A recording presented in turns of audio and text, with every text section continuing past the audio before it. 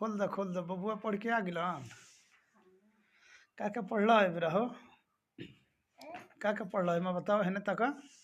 का पढ़े हो पता ना पढ़ने गए थे क तारीख के तोहार स्कूल में कल का घूमे जी हंसा 1 तारीख के 1 जनवरी के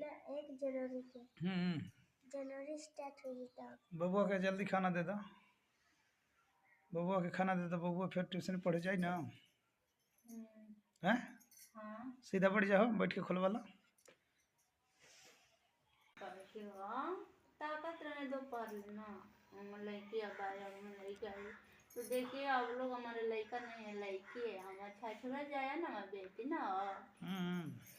ना क घंटा के बबुआ पढ़े भी रहा 4 घंटा का तो जन बटुराई लोग के पिया दो हाँ